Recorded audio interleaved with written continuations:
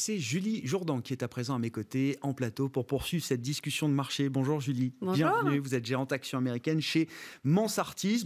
En tant que gérante action, participante de marché sur le marché américain, comment vous recevez l'information de ce tandem Powell-Brainard qui va donc piloter les débats au sein de la Fed en tant que président et vice-présidente sur les prochaines années, Julie? Écoutez, c'est plutôt quelque chose qui s'inscrit dans la continuité d'une politique qui a été assez, à la fois pragmatique, à la fois réactive, à la fois proactive. Donc, quelqu'un qui a bien géré, Jérôme Powell a bien géré ces dernières années.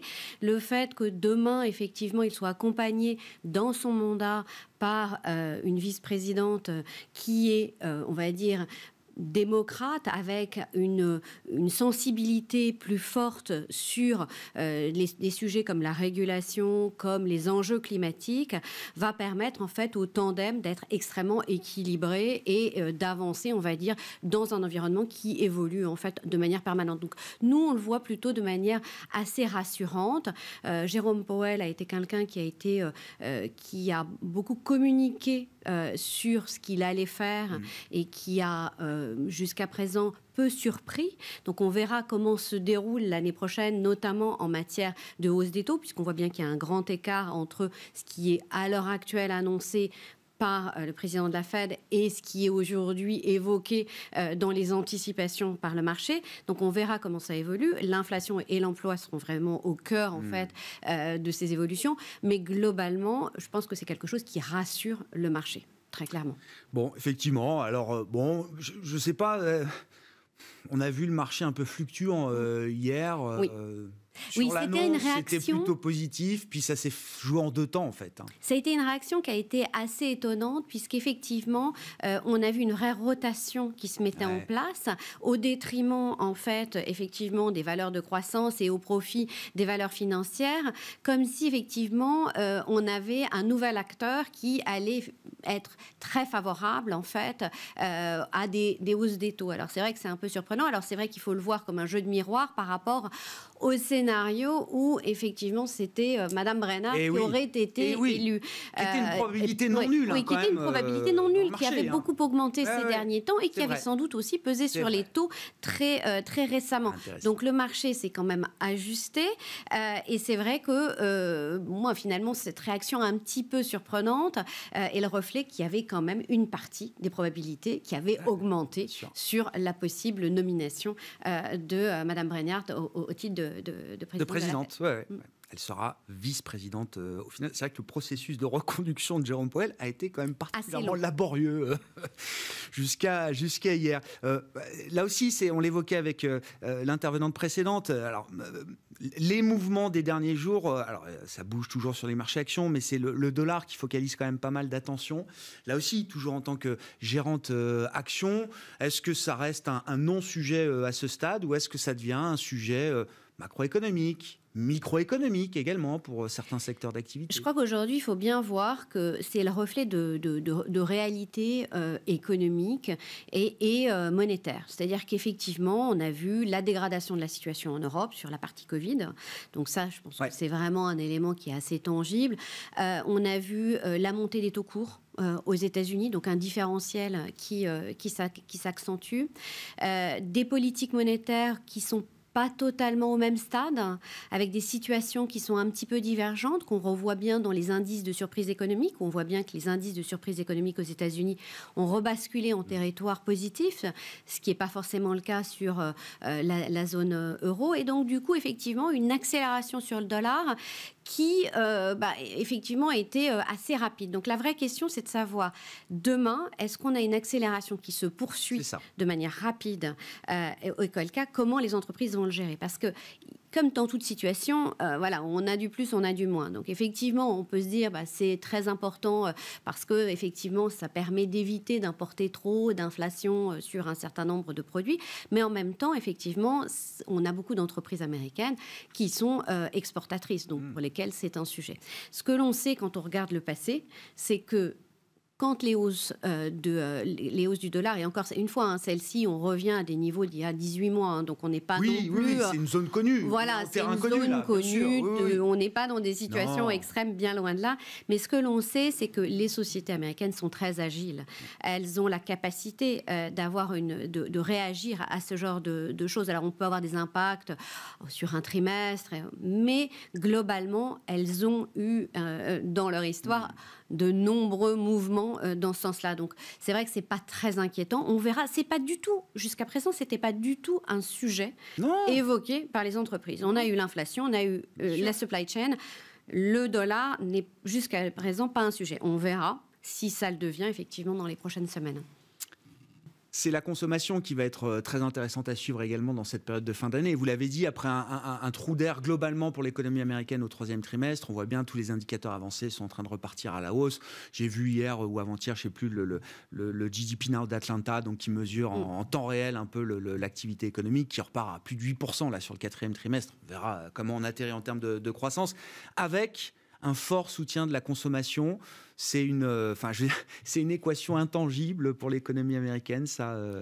C'est 2/3 du PIB, donc c'est vrai que c'est la consommation, c'est vraiment au cœur en fait de la croissance américaine. Et c'est vrai que cette année, on va se retrouver dans une année un petit peu je dirais plus normale sur ce Thanksgiving.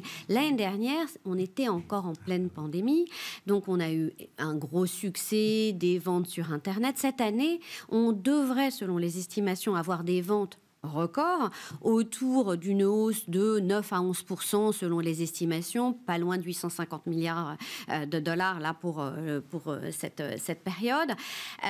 C'est vrai que c'est plutôt une très bonne nouvelle, même si on sait que pour partie, il y a de l'inflation qui joue sur le chiffre, mais c'est une très bonne nouvelle. Mais ce qui risque d'être un petit peu différent par rapport à l'année dernière, c'est le retour en fait des Américains dans les magasins. C'est-à-dire qu'on a vu d'abord 2/3 des Américains veulent profiter de Thanksgiving pour faire du shopping. C'est beaucoup plus que l'année dernière. On était plutôt autour de 50%. Donc, il va y avoir beaucoup plus d'Américains qui vont profiter de Thanksgiving. Il va y en avoir beaucoup plus dans les magasins. Et ça, je pense que c'est un petit peu ce qu'il faut avoir en tête. Ce qui ne veut pas dire que le e-commerce ne va pas bien marcher. On attend des ventes en hausse de 10% et pas loin, et un peu plus de 200 milliards. Donc, c'est très significatif. Mais c'est vrai qu'on revient dans une forme d'un Thanksgiving un petit peu plus normal après une année qui a été assez mouvementée l'année dernière par la pandémie. Donc, c'est plutôt une bonne chose. Et vous dites toutes les forces qui soutiennent la consommation aux États-Unis aujourd'hui sont solides, sont en place, parce que c'est vrai qu'il y a eu beaucoup de mouvements, notamment quand on regarde les revenus disponibles, les revenus réels. Alors, ils ont explosé à la hausse au moment de l'envoi des chèques. Et puis évidemment, il y a eu un espèce de contre-coup, là aussi, avec le phénomène inflationniste qui a gagné en traction, qui fait que les revenus réels sont un peu plus sous pression aujourd'hui. Est-ce que les forces, et encore une fois les moteurs de la consommation, restent suffisamment solides pour imaginer que l'hédonisme du consommateur sera plus fort que la hausse des prix aux États-Unis ? Je pense que son moral parfois est affecté par les chiffres de l'inflation ou par des éléments exogènes, mais la réalité est quand même assez satisfaisante. C'est-à-dire qu'on a un consommateur qui a une épargne, un niveau d'épargne qui est toujours extrêmement élevé, largement supérieur au niveau pré-pandémie. Quand bien même une partie a été dépensée. Quand bien même une partie a été dépensée. Qui, s'il est investi dans l'immobilier ou dans les actions, a un effet richesse qui est colossal, qui bénéficie d'un marché de l'emploi extrêmement favorable et dans lequel on voit bien que la demande excède aujourd'hui, les offres excèdent effectivement ce qui est possible. Donc, avec une inflation salariale sous-jacente, en particulier pour les métiers où on a peu de formation. Donc, c'est vrai qu'on est dans un environnement qui, globalement, reste très favorable, et ce, en dépit de l'inflation.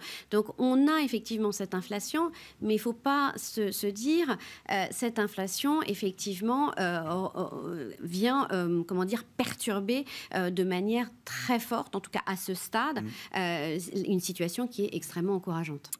Alors, 2020 a été l'année de l'urgence de la crise pandémique, 2020 aura été l'année de la sortie de crise, pour l'économie américaine en l'occurrence. 2022 s'annonce comme une année de normalisation sur le plan de la croissance. et donc de la consommation. En termes d'investissement, de thèmes d'investissement, comment est-ce que ça se traduit dans votre gestion et dans votre fonds chez Mansartis, Julie? Alors, je pense qu'il faut vraiment analyser effectivement cette année 2022, sans doute au regard de deux, on va dire, deux éléments. La première, sur le court terme, ça va être effectivement la fin de cette sortie de crise et je dirais la réelle normalisation, notamment sur les problèmes de chaîne d'approvisionnement qui risquent en fait de s'étirer encore sur le premier voire le deuxième trimestre, qui sont des facteurs d'inflation aussi derrière, donc qui sont effectivement à regarder de très près. Donc ça, c'est un premier élément qui est plutôt, d'après nous, sur du court terme en tout cas. On va voir effectivement l'inflation derrière, qui elle aussi, on va voir comment elle évolue, mais qui est effectivement dépendante de ces choses-là. On va avoir tout ce qui est effectivement la normalisation de la politique monétaire, et là aussi les 6 premiers mois de l'année vont être déterminants pour ça. Et de manière, on va dire, plus structurelle, on va avoir des thématiques qui vont se mettre en place dans la durée. Donc, que ce soit effectivement l'accélération de la transition écologique qui a à la fois une accélération de la croissance dans certains segments, mais aussi ce que cela implique sur le marché des comos de manière générale, puisque on le voit bien, c'est quelque chose, il y a quand même aussi des impacts extrêmement significatifs. On va avoir la thématique du onshoring, donc la relocalisation d'un certain nombre d'industries aux États-Unis pour des raisons stratégiques, suite justement un peu comme les conséquences aussi. Les enseignements de cette pandémie, exactement. À voir si ça se concrétise ou pas, puisqu'on en a beaucoup parlé pendant le mandat Trump. C'était quelque chose qui était une volonté politique qui ne s'est pas réellement traduite dans les faits. Donc on va voir si effectivement c'est quelque chose qui après Trump, la pandémie aura eu raison des chaînes, c'est ce qu'on verra, de la localisation exactement, mais c'est quelque chose qui peut avoir effectivement une concrétisation dans les prochains trimestres et prochaines années. Et enfin, je pense qu'on continue d'avoir des thématiques de croissance structurelle qui sont toujours là, que ce soit la digitalisation de l'économie, que ce soit le vieillissement de la population, que ce soit la croissance de la consommation, on en a parlé, qui sont effectivement des moteurs structurels de croissance. Donc on voit bien que on a un petit peu de ce qui nous a pénalisé la croissance ces 2 dernières années et qui va continuer. Et puis, on va avoir effectivement des nouvelles thématiques et des thématiques structurelles pré-pandémiques qui reviennent également. Merci beaucoup Julie pour cet éclairage et ce coup d'avance sur 2022. Oui, il y a le sprint final 2021, mais tous les investisseurs, tous les gérants sont déjà projetés sur les enjeux de 2022. Julie Jourdan qui est avec nous en plateau pour évoquer les marchés actions américains, gérante actions US chez Mansartis. On se retrouve ce soir à 17h en direct sur Bismart pour la suite de Smart Bourse.